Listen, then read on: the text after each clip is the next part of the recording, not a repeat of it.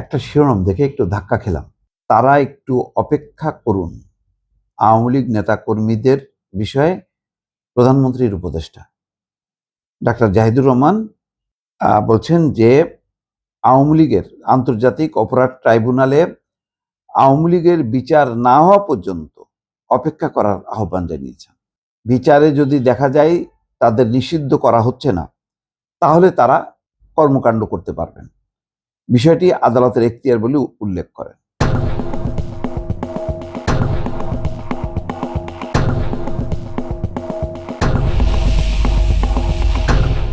এখানে একটা স্লাইট একটা ইঙ্গিত আছে যে তোমরা এখন যেহেতু কার্যক্রম নিষিদ্ধ, তোমরা কার্যক্রম করো না।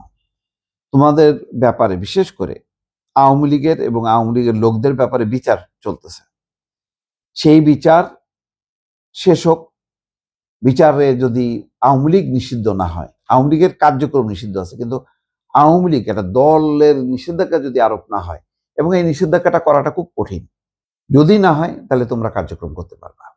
এটার মধ্য দিয়ে এক ধরনের, অনেকে মনে করতে পারে, একটা ইঙ্গিত আছে যে তুমি ওয়েট করো, তোমাকে কিন্তু একদম করা হয়নি, তো তোমার এখন এত অস্থিরতা দেখানোর দরকার নেই, তোমার এই মিছিল মিটিং এইগুলি নিয়ে সরকার চিন্তিত না, ওয়েট করো, আদালতের রায় আসুক, তারপরে তুমি করো। এটা হয়তো একটা সরকারের রাজনৈতিক অবস্থান, রাজনৈতিক একটা কৌশলের একটা অবস্থান, যে সরকার এই মুহূর্তে আওয়ামী লীগের কোনো মিছিল টিছিল দিয়ে সরকার বিব্রত হোক, এটা চায় না। আবার এটাও ঠিক, এটা আওয়ামী লীগের উপর একটা প্রেশারও, যে তুমি তোমার নেতৃত্ব পরিবর্তন করো।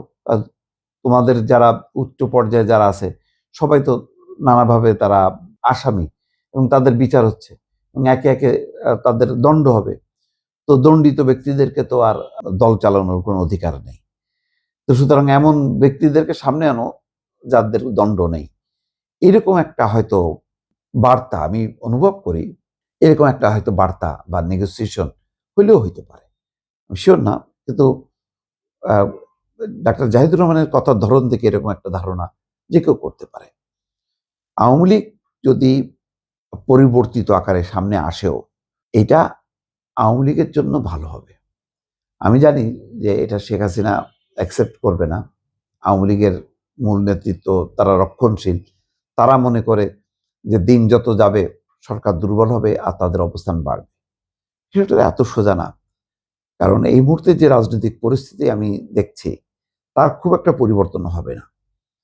কারণ মুখে মুখে যত বিরোধিতাই থাকুক না কেন, গণভোট নিয়ে, জুলাই সনদ নিয়ে, আলটিমেটলি বিএনপি, জামাত, এনসিপি বা অন্যান্য শক্তি কিন্তু এক কাতারে থাকবে।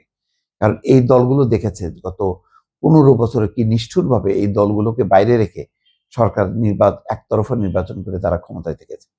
ফলে এখন বাংলাদেশে কার্যক্রম হওয়া মানে স্বাধীনভাবে কার্যক্রম করতে পারা রাজনৈতিক দলগুলো, তারা চাইবে না যে আওয়ামী লীগ আবার ফিরে আসুক। এই অর্থে একটা বৃহত্তর রাজনৈতিক ঐক্য আছে। সুতরাং এই অবস্থার বিপরীতে আওয়ামী লীগ এসে ঘাঁটি গাড়বে, শেখ হাসিনার নেতৃত্বাধীন আওয়ামী লীগ, এটা মনে করা খুব কঠিন।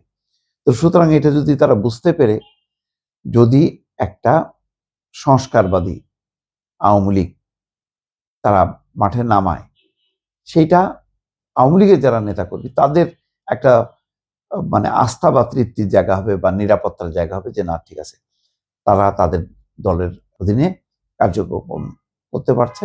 কোনো একদিন হয়তো যদি ভাগ্য প্রসন্ন হয়, তাহলে হয়তো মূল নেতৃত্ব ফিরে আসতে পারে, এই সান্ত্বনায় হয়তো তারা পেতে পারে।